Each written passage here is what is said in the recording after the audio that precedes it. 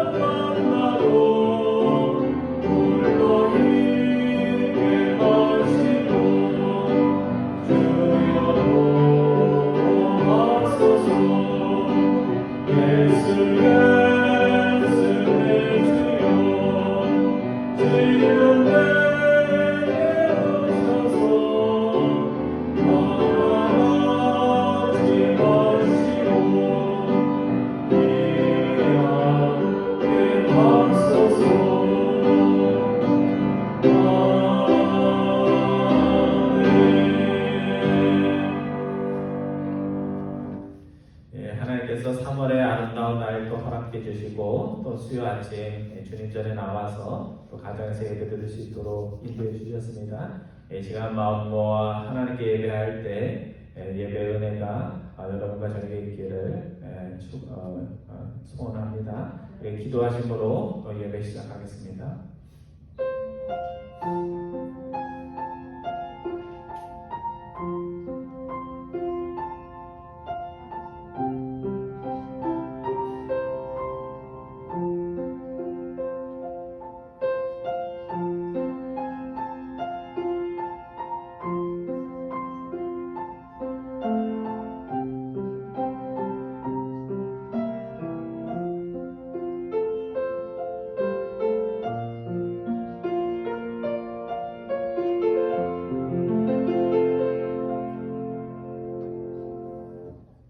내 적이 나를 비방하여 늘 내게 말하기를 내 하나님이 어디 있느냐 하도다.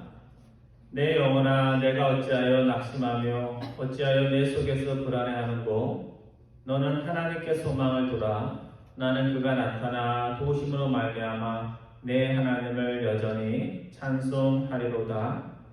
낙심 중에서 절망 중에서 살아갈 때가 있는 저희들을 항상 저희에게 다가오셔서 소망의 자리로 소명의 자리로 저희를 인도해 주시는 하나님 아버지, 또 며칠 동안 또 저희들 세상 속에 살아갈 때 주님의 날개로 저희들 보호하여 주시고 또 이 시간 주님을 찬양하기 위해 또 예배 드릴 수 있도록 인도해 주심을 감사드립니다.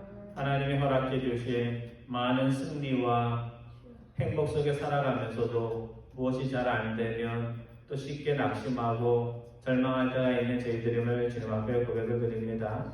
저희들이 엘리야처럼 갈멜산 정상과 같은 승리를 맛보는 그런 순간에도 주님을 의지할 수 있도록 인도하여 주시고 또 저희의 마음에 계획한 대로 되지 않는 일들이 있는 가운데서도 하나님을 의지하며 또 하나님과 더불어 주님이 명령하신 그 자리로 나아갈 수 있는 저희들 될 수 있도록 인도하여 주옵소서. 이 세상의 소원은 능력 있는 자들에게 있는 것이 아니라 하나님이 준비하신 남은 자들에게 있음을 저희들이 압니다.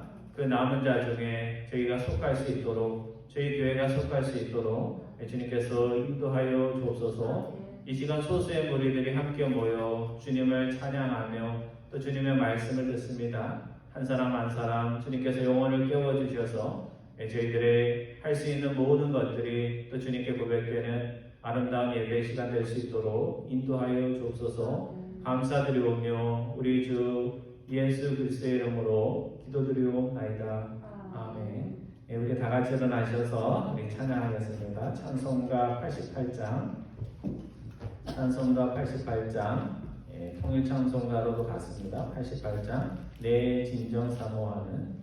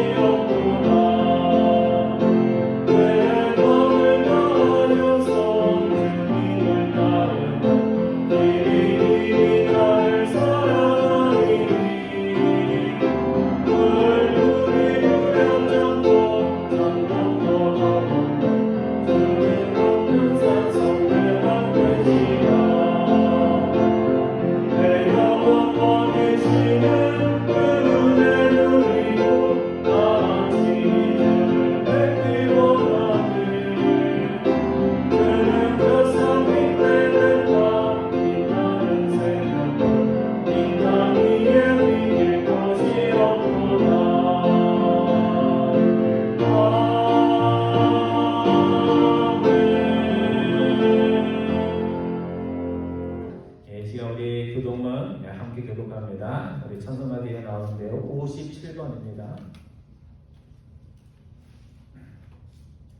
교동문 57번 시편으로 130편입니다. 여호와여 내가 깊은 곳에서 주께 부르짖었나이다. 주여 내 소리를 들으시며 나의 부르짖는 소리에 귀를 기울이소서. 여호와여 주께서 제 악을 지켜보실진대 주여 누가 서리까 그러나 사유하심이 주께 있음은 주를 경외하게 하심이니이다.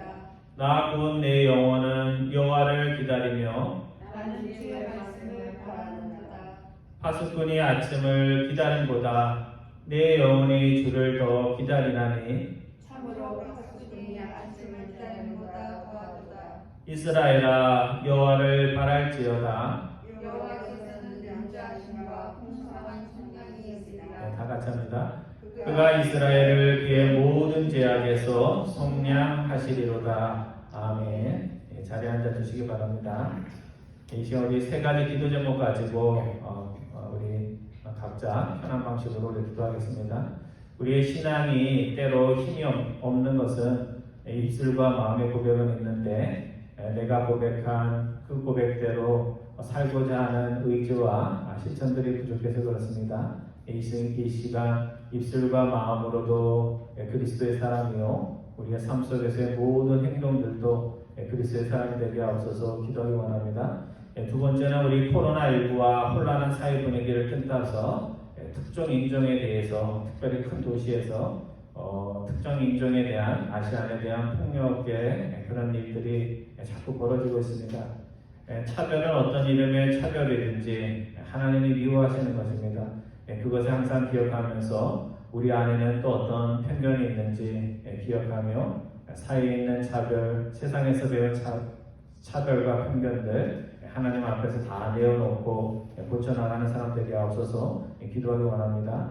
세 번째는 코로나로 인해서 물질적으로 어려운 이웃들도 있지만 또 정서적 단절로 인해서 많이 외로움을 타는 분들도 많이 있습니다. 내 주위에 정서적으로 외롭고 추운 일은 없는지 그들을 물신양면으로 지원하는 그런 삶을 살게 하옵소서 우리의 결심하는 그런 기도를 드렸으면 좋겠습니다. 세 가지 기도 제목 놓고 함께 기도하겠습니다. 사랑의 하나님 감사를 드립니다. 항상 연약하고 부족한 저희들 또 주님 전에 말씀 앞에 또 기도와 찬양으로 또 저희들 주님을 찬양할 수 있도록 인도하여 주시니 감사를 드립니다. 세상 속에 살면서 세상의 것과 많은 것들을 생각하며 세상의 생각과 가치로 살아가는 저희들 또 주님 전에 나와싸우니 정말 저희들이 따르는 분이 세상의 어떤 흐릿한 사상이 아니요 주님을 이 시간 고백할 수 있는 저희들 될 수 있도록 인도하여 주옵소서. 크리스찬들이 말은 잘하는데 그 삶이 그 말처럼 같지 않다 하여 많은 이들이 교회 오기를 외면하고 또 많은 이들이 서로에게 상처를 주는 그런 시대를 저희들이 살아가고 있습니다. 우리 한 분 한 분 우리의 마음속에 진정으로 누군가가 어찌하든지 스스로의 말과 마음과 선한 의지에 모든 삶의 모습들이 뒤따를 수 있는 저희들 될 수 있도록 인도하여 주셔서 갈릴리에서 주님을 따랐던 많은 제자들이 있었던 것처럼 또 이 시대에 우리 잭슨벨 또 한인 장로교회 안에 주님을 진정으로 사랑하며 주님의 마음과 말과 삶의 모습들을 닮아갈 수 있는 저희를 받을 수 있도록 주님께서 인도하여 주셔서 특별히 코로나19로 사람들의 떨어진 편견과 또 그런 것들이 결축되는 그런 시절을 살아가고 있습니다. 서로 오해하고 서로의 편견의 마음으로 스스로의 분노들을 사회에 대한 분노들을 분출하는 이들이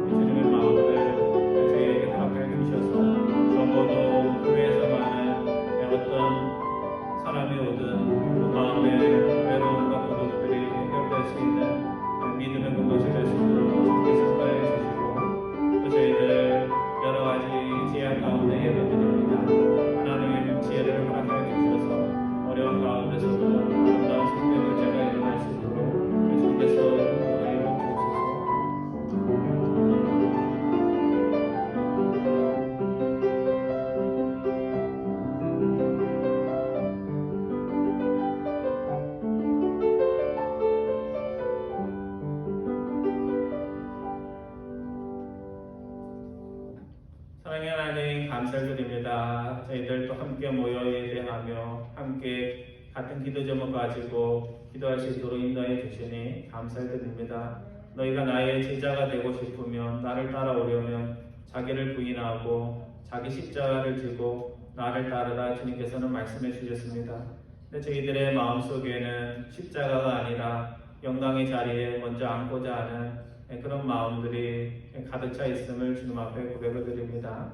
주님, 저희들 안에 내가 부인해야 할 것이 무엇인지, 내가 짊어져야 할 자기 십자가가 무엇인지 깨달을 수 있도록 인도해 주시고 그런 것들을 감당할 수 있는 능력들 허락하여 주셔서 저희들의 삶이 말과 마음에 그치지 않고 항상 삶 속에 주님의 역사하심이 있는 삶이 될 수 있도록 주님께서 인도하여 주옵소서. 세상은 온갖 차별과 편견들로 오해 가운데 서로에게 폭력을 휘두르는 것을 작은 일처럼 여기는 그런 시대를 저희들이 살아가고 있습니다.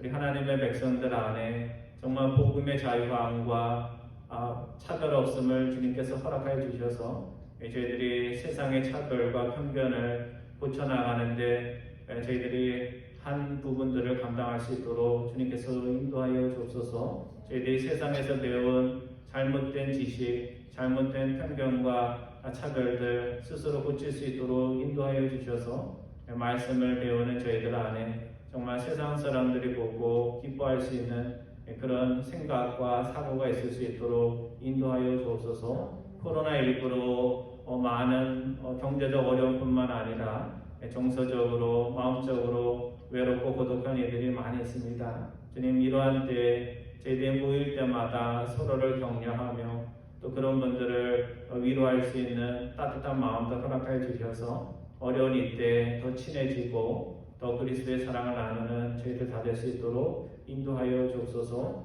오늘 열왕기상 19장의 말씀을 통하여 저희에게 은혜 주시기 원하오며 우리 주 예수 그리스도의 이름으로 기도드리옵나이다. 아멘. 오늘 하나님께서 저에게 주시는 말씀은 열왕기상 19장 말씀입니다.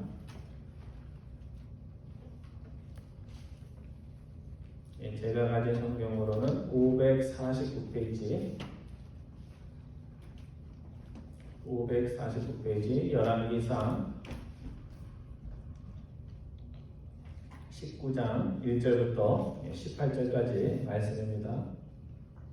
제가 1절 보고 여러분들이 2절 보고 해서 18절까지 봅니다.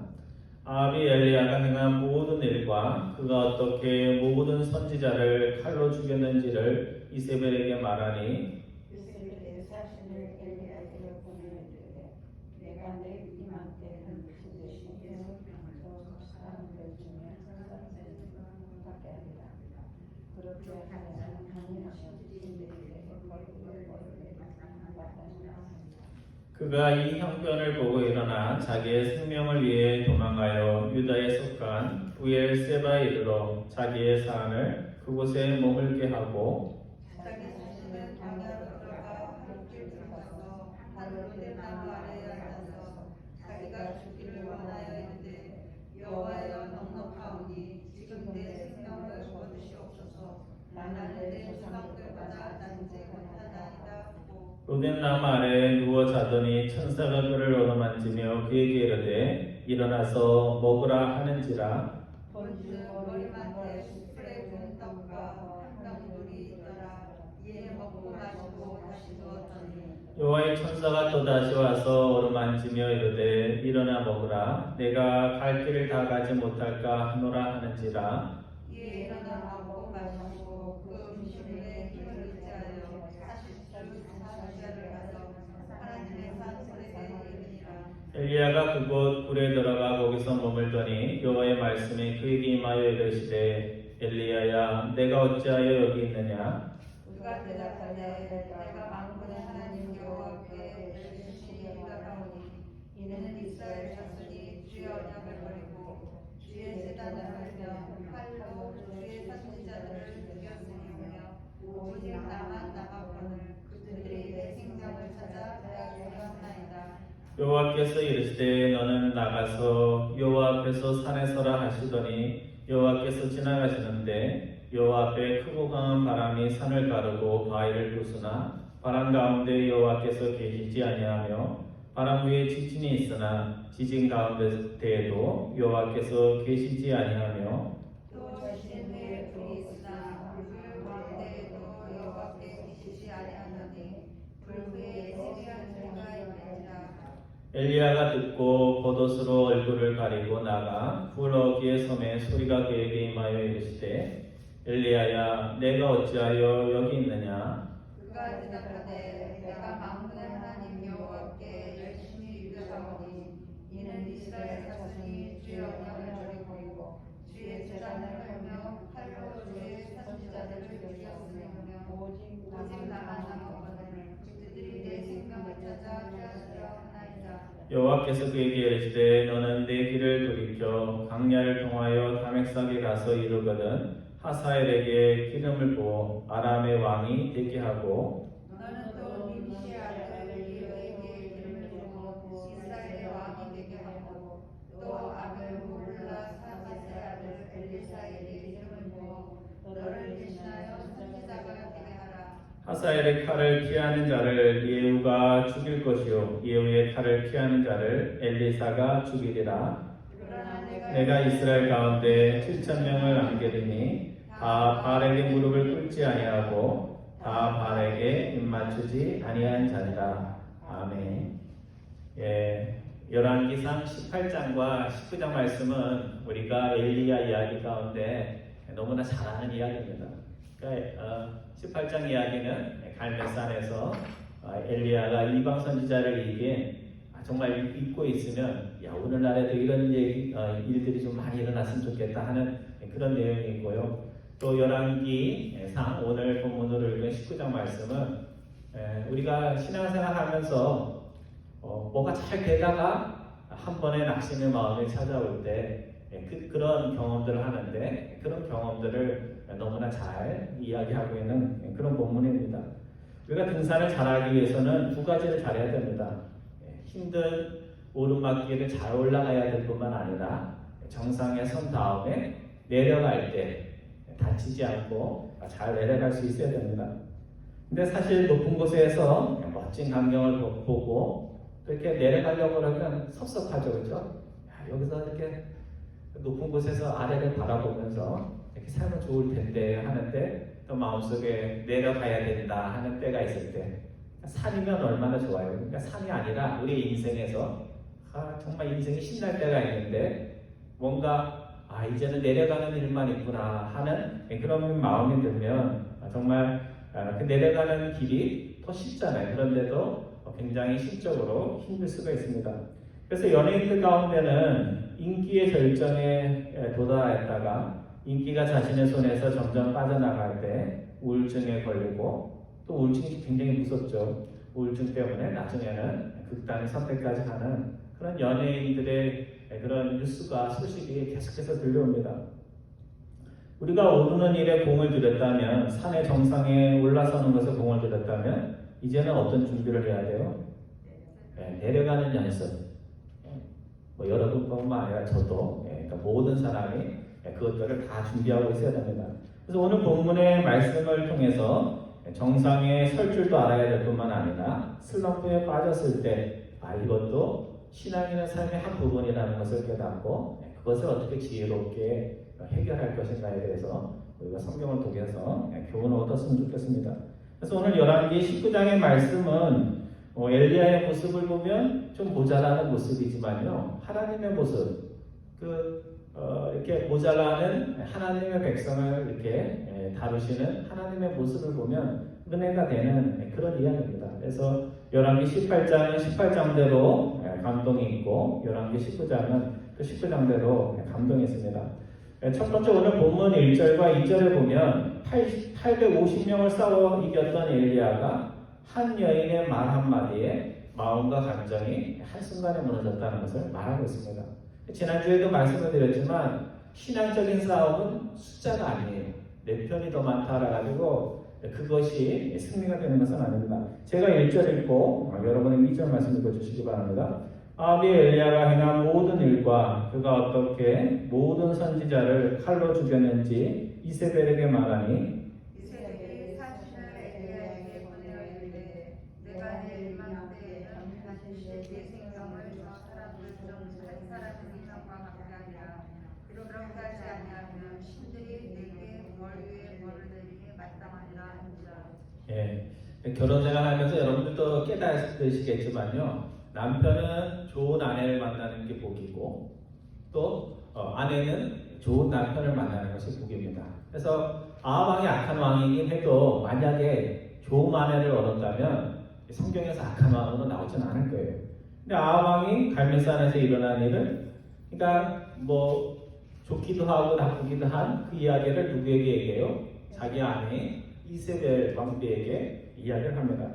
그래서 바알과 아세라를 진짜 신으로 믿었던 이세벨을 대표하는 선지자들이 신앙의 대결에서 졌으니까 이세벨이 어떤 태도를 보여야 돼요? 경기에서 졌으면 어떻게 해야 돼요, 여러분? 내가 졌다. 정말 내가 믿는 신이 가짜 신인지 모르겠구나 하면서 그 경기 결과에 대해서 이렇게 동의를 해야 됩니다. 근데 이세벨이 그렇게 성격이 좋은 사람이 아니에요. 그래서 이세벨은 그렇게 하지 않습니다. 내가 하나님의 기적의 이름으로 내가 사랑하는 선지자를 죽였으니까 나도 내일 이맘때, 바로 죽인다고 안 하고 내일 이맘때 너를 반드시 죽이겠다. 만약 죽이지 않으면 내가 믿는 신이 나에게 저주를 내리길 원한다. 그렇게 말을 했습니다. 여러분, 정말 죽이고 싶으면 어떻게 해야 돼요?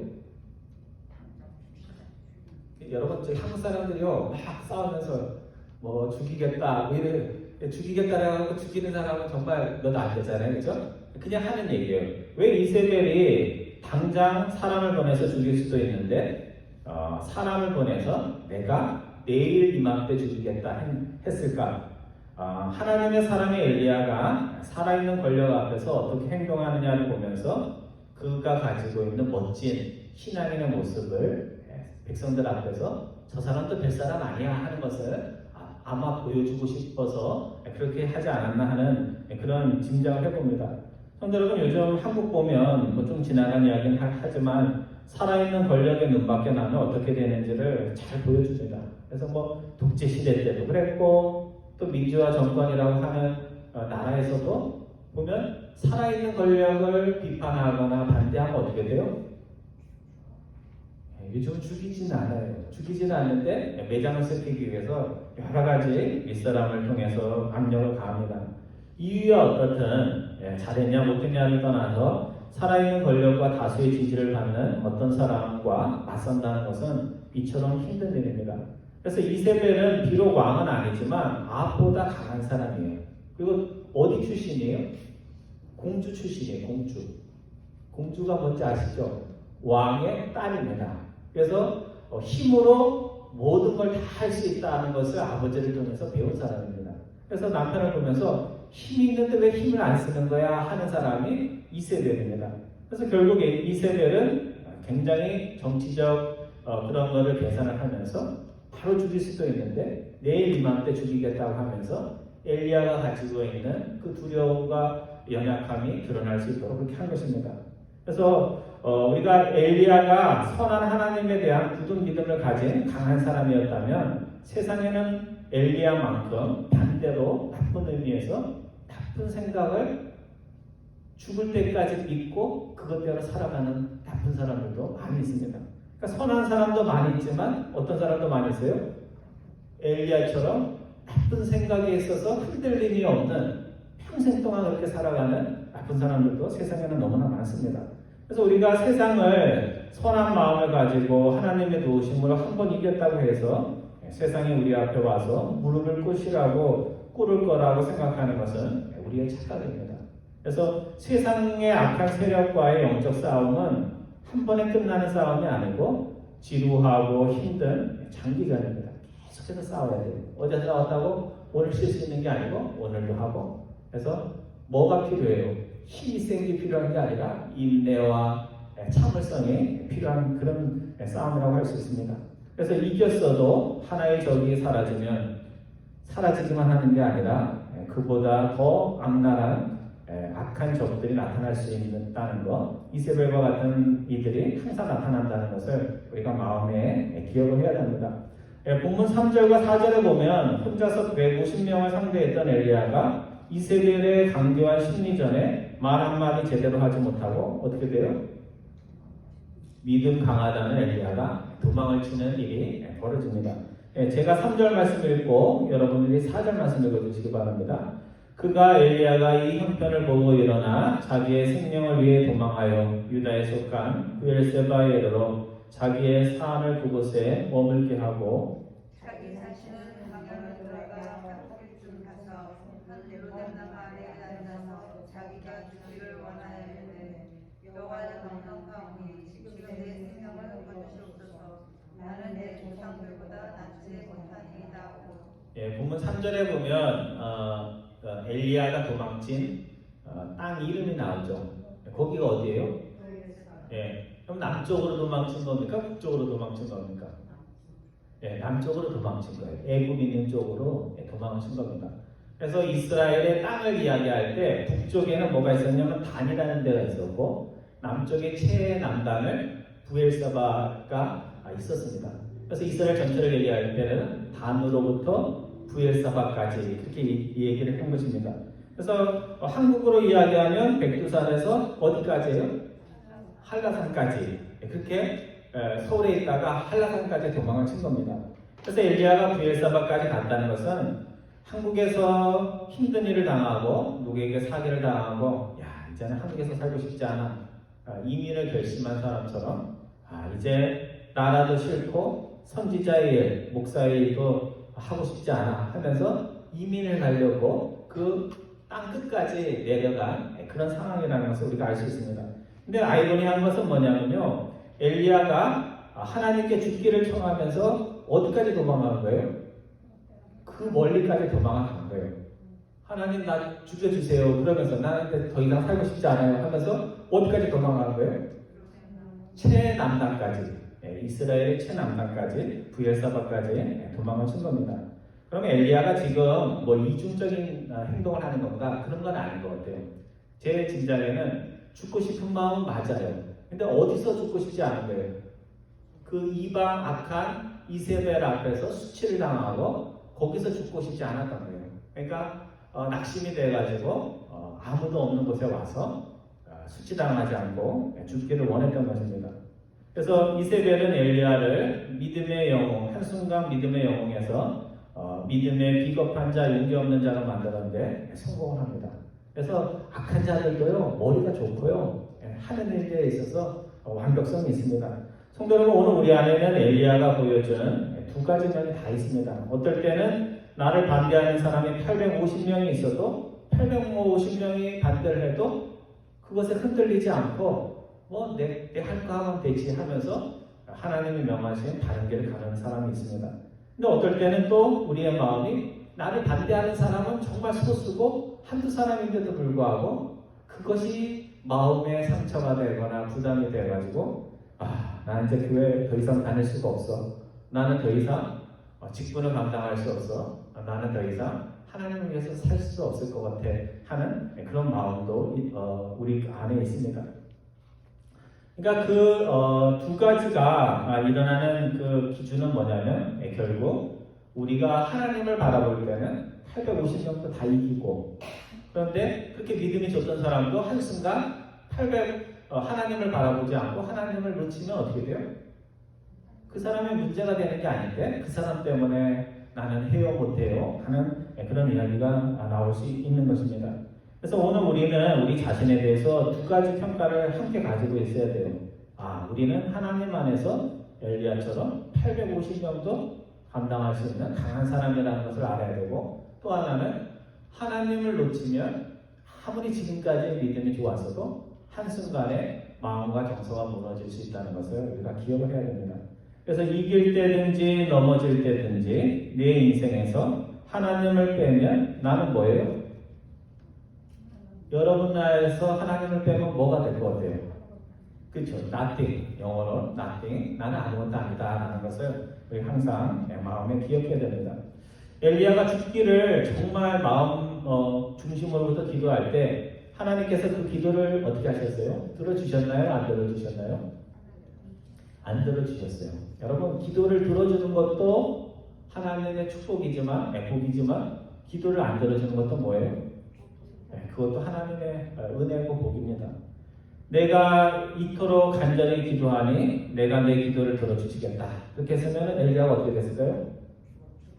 죽었어요. 엘리야가 나중에 어떻게 됐는지 여러분 아세요?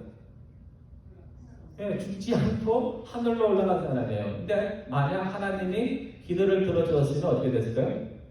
이때 뭐 그냥 한번 이기고 나서 죽은 절망한 사람이 되었을 것입니다. 자, 5절부터 8절까지 다시 한번 교독하겠습니다. 엘리야가 죽기를 청할 때 하나님이 그 못난 하나님의 선지자를 어떻게 되어 있는지 내용을 보시면서 읽어주시기 바랍니다. 제가 5절 읽고 여러분들 6절 해서 8절까지 봅니다. 로뎀나무 아래 누워 자더니 천사가 그를 어루만지며 그에게 이르되 일어나서 먹으라 하는지라.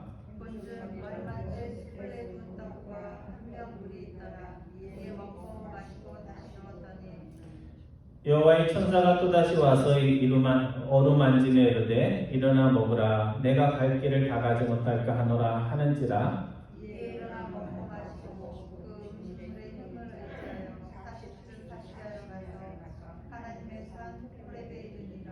여기 이 부분이 은혜가 되더라고요. 설교 준비하면서 참 은혜가 돼요.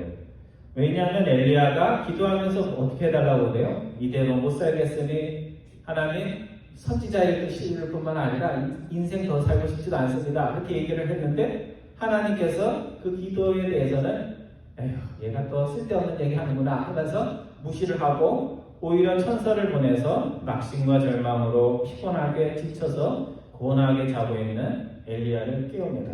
잠 못 자게 하는 게 아니고 어떻게 하셨어요? 야, 잠자는 것도 힘이 들어. 그러니까 일어나서 떡 좀 먹고, 떡이 빵이겠죠. 빵 좀 먹고 자렴. 그렇게 한 것입니다. 근데 오늘 본문에 보면 한 번만 깨운 게 아니에요. 2번이나 깨우십니다. 그래서 일어나 먹으라는 말이 몇 번이나 나와요? 2번 나옵니다. 5절에 한 번, 그 다음에 7절에 한 번. 그래서 2번이나 나옵니다. 지금 엘리야가 뭐 잘하는 게 있어야지 먹을 걸 주는 거죠. 그렇죠? 그렇죠? 뭐 잘한 사람한테 뭐 음식이라도 해줘야 되는 거 아니에요?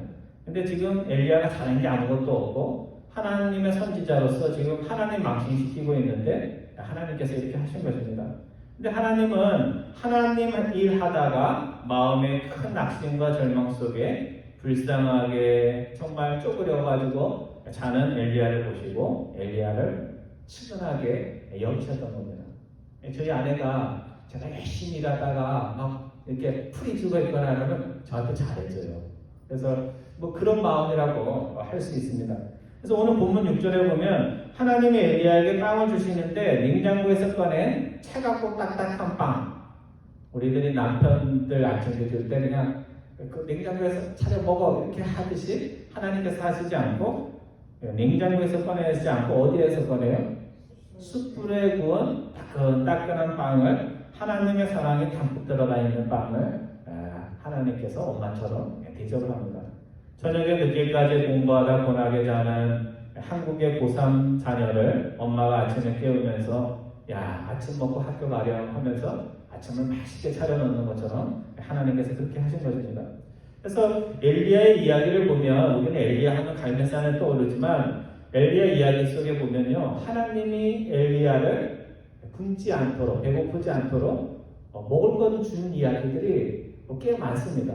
그래서 가뭄의 때에 먹을 게 없잖아요. 도망자가 먹을 게 없는데 그리 시내가에 숨어 있을 때 하나님이 까마귀를 통해 가지고 먹을 것을 주세요. 그냥 먹을 것만 준 게 아니라 뭐까지 갖다 줬다고 나와요? 그냥 채소만 갖다 준 게 아니라 고기까지 까마귀를 통해서 이렇게 공급하신 걸로 나옵니다. 또 가난한 과부를 통해서 하나님의 일을 하는 엘리야를 먹이십니다. 그래서 저는 그 내용을 보면서 이런 생각을 해봐요. 하나님이 하나님의 교회와 하나님의 백성을 먹이시는 방법이 이야기에 나오는 거랑 똑같다 이런 생각이 듭니다.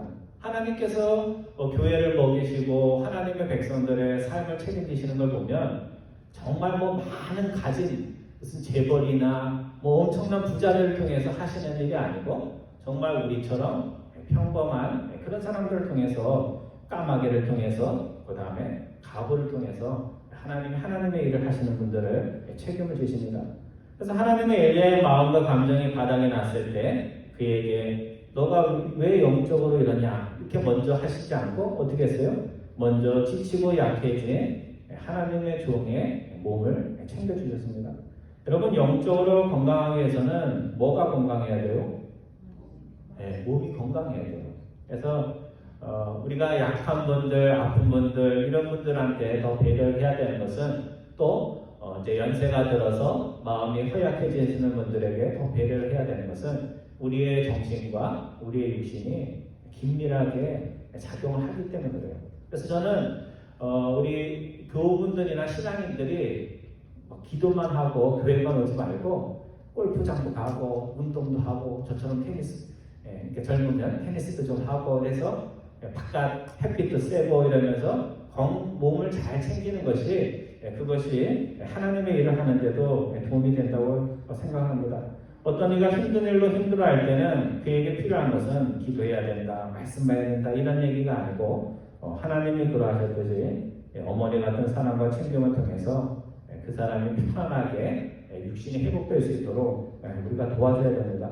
오늘 본문 9절 이하 18절의 말씀은 하나님이 이제 먹을 거 다 준 다음에 엘리야를 거룩한 산 호렙산으로 데리고 가서 다시 사명의 자리로 세워주시는 이야기입니다. 그래서 성경의 모든 이야기가 보면 그냥 먹는 걸로 끝나지 않아요.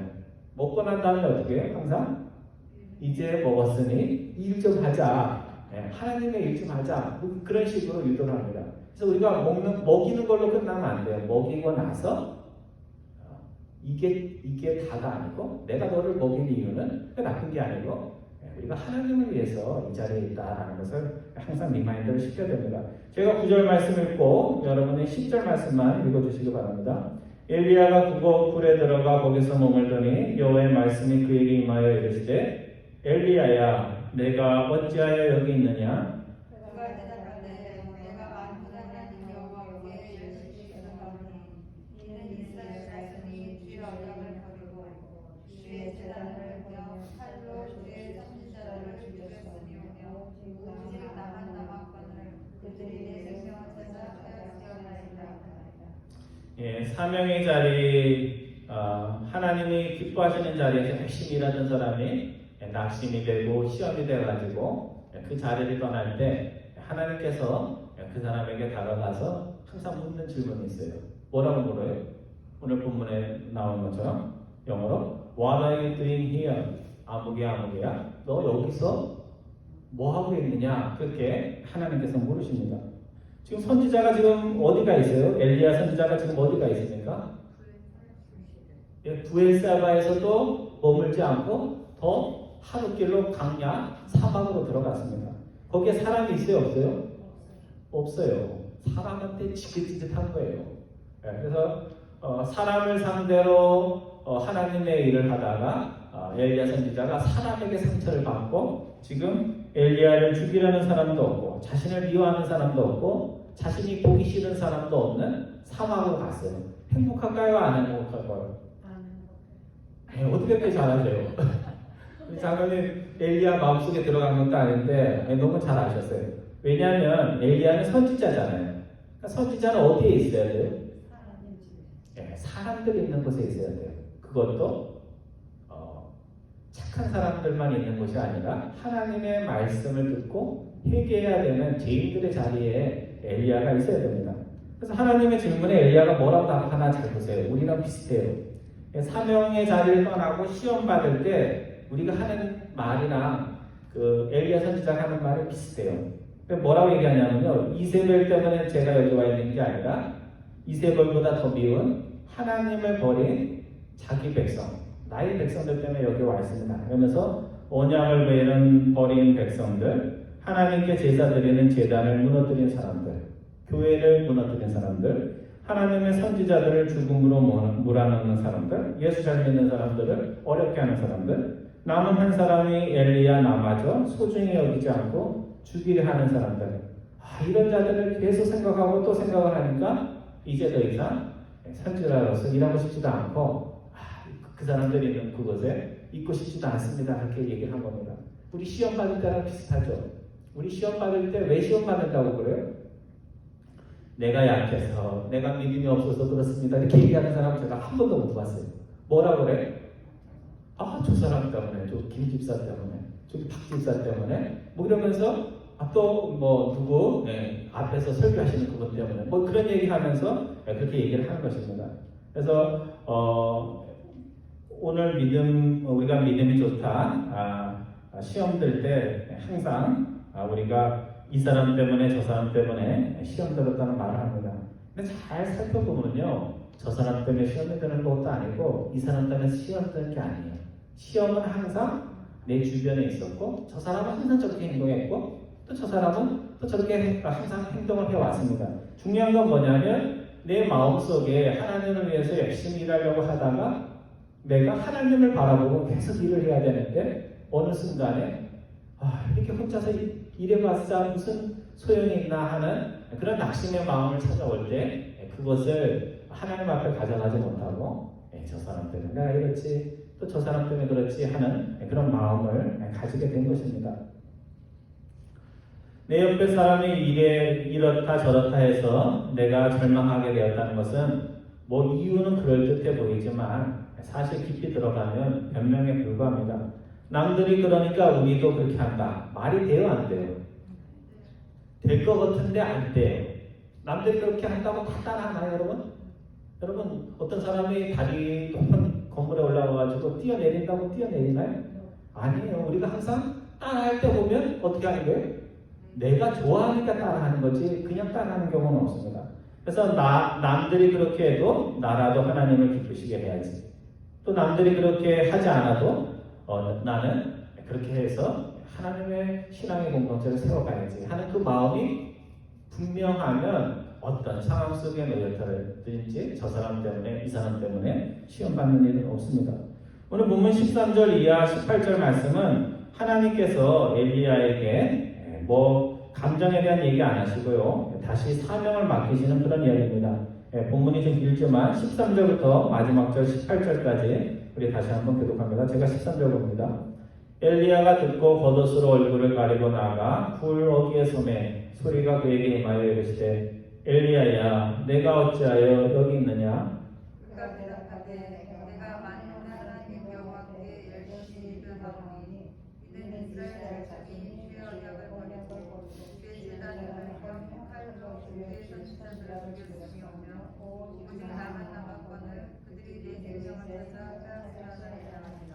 여호와께서 그에게 이르시되 너는 내 길을 돌이켜 강야를 통하여 다메섹에 가서 이르거든 하사엘에게 기름을 부어 아람의 왕이 되게 하고 너는 또 니시아 아들 예후에게 기름을 부어 이스라엘의 왕이 되게 하고 또 아들 요르다 사바세 아들 엘사에게 기름을 부어 너를 대신하여 선지자가 되게 하라. 하사엘의 칼을 피하는 자를 예후가 죽일 것이요 예후의 칼을 피하는 자를 엘리사가 죽이리라. 그러나 내가 이스라엘 가운데에 7,000명을 남기리니 다 바알에게 무릎을 꿇지 아니하고 다 바알에게 입맞추지 아니한 자니라.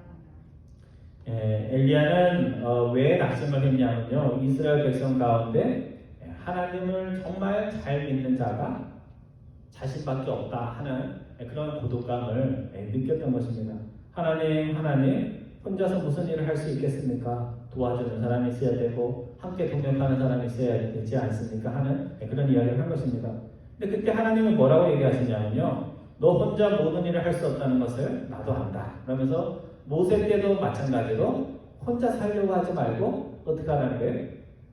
세 사람에게 기름을 부어서 너가 직접 가서 일하는 것이 아니고 너는 선지자니까 세 사람을 왕으로 또 선지자로 그렇게 세우라고 말씀합니다. 그래서 이 하사엘은 어느 나라의 왕이 됩니까? 아람 왕. 그러니까 이스라엘이 아니에요. 그러니까 하나님의 주권이 이스라엘이 아닌 이방 나라까지 미친다는 그런 의미가 됩니다. 이 예후는 이 아합 왕족 이 세대를 멸망시키는 북이스라엘의 새로운 왕조가 됩니다. 그래서 타락한 불시라의 왕국도 지금은 아합이 왕노릇하고 있지만 이세벨 왕노릇 타고 있지만 내가 예후를 통해서 그를 심판하실 것이다 라는 그런 말씀을 한 것입니다. 그 다음에 엘리사는 누구예요?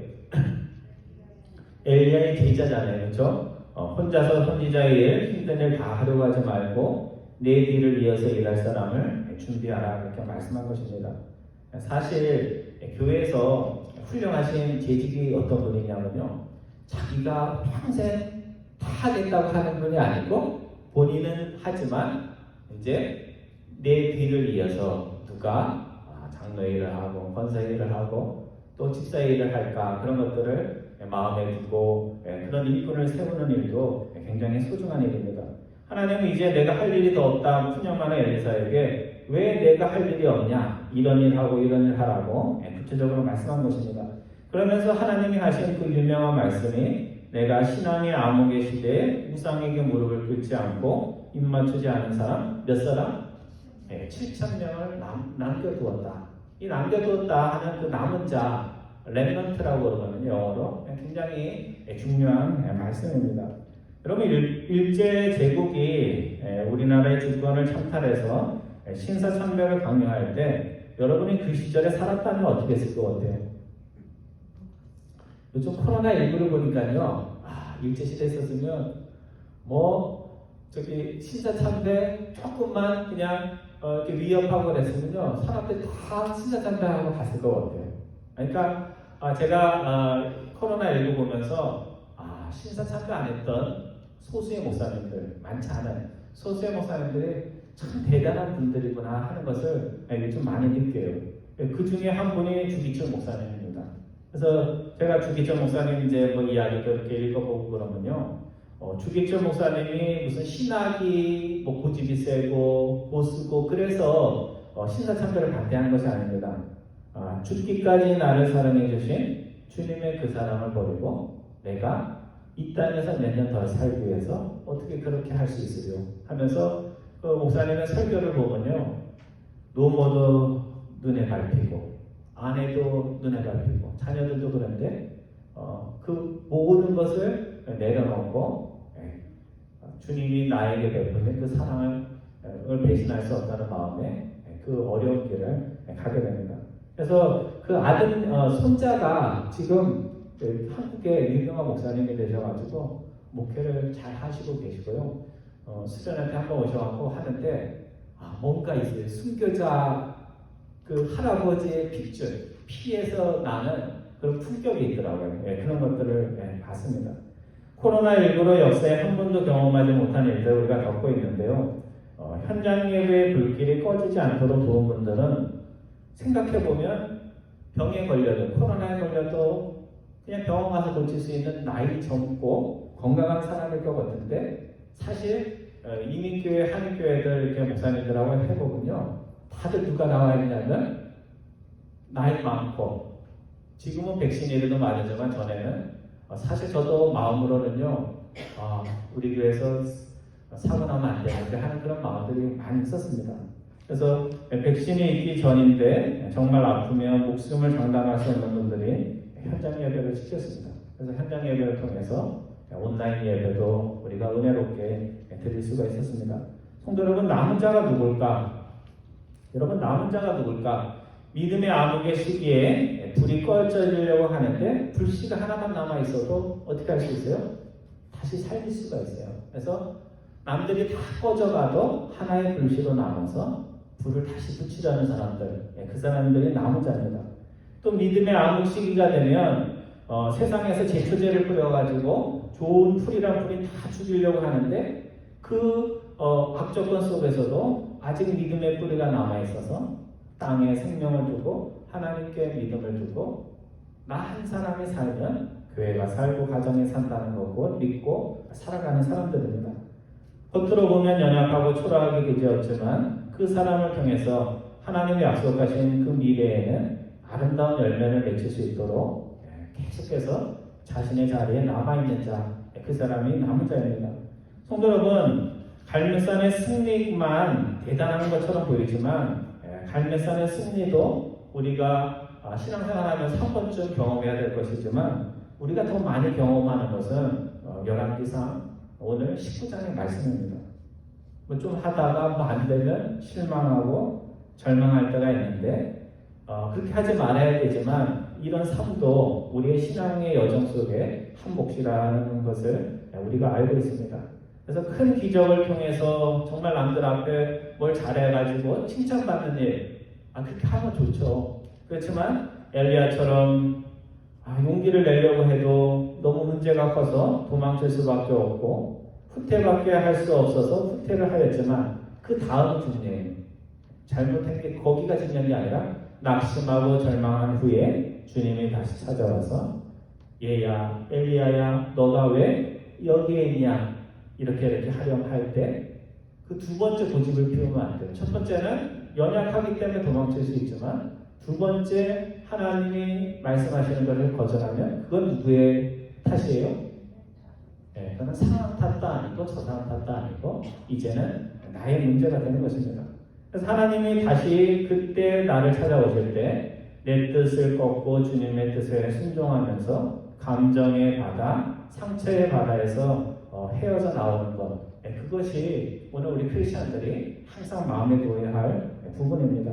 산의 정상에 섰을 때도 멋지지만 산의 정상에서 내려갈 때도 멋지게 내려갈 수 있는 여러분과 저 되기를 바랍니다. 로덴나무 아래 있을 때 그곳에서도 살아계신 하나님의 음성을 듣고 하나님이 부르시는 소명의 자리로 가서 이 시대에 꼭 필요한 남자가 되는 복이 여러분과 저에게 꼭 있기를 주님의 이름으로 축원드립니다. 기도하겠습니다.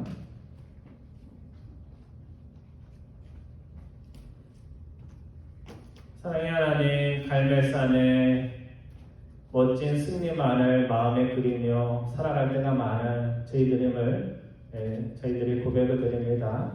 오늘 본문 열왕기상 19장의 말씀처럼 세상의 어떤 이유 때문에 또 사람 때문에 또 어떤 여건과 상황 때문에 저희들이 로뎀나무 아래 풀 죽어 있을 때 주님께서 다가오셔서 그런 저희들에게 말을 건네실 때 저희들이 믿음으로 주님의 그 인자하신 부르심에 응답할 수 있는 저희들 될 수 있도록 인도하여 주옵소서. 저희들이 꼭 이겨야만 멋진 크리스찬이 되는 것이 아니고 어려운 가운데 다시 일어나고 또 일어날 때 하나님이 그런 자들을 남은 자를 통해서 새로운 믿음의 역사를 이루신다는 것을 항상 마음에 기억하는 저희들 될 수 있도록 인도하여 주옵소서. 감사드리오며 우리 주 예수 그리스도의 이름으로 기도드리옵나이다. 아멘. 우리 다 같이 일어나셔서 마지막 찬양하겠습니다. 419장 통일찬송가로는 478장입니다. 주 나에게 니 내가 편안히 쉬네.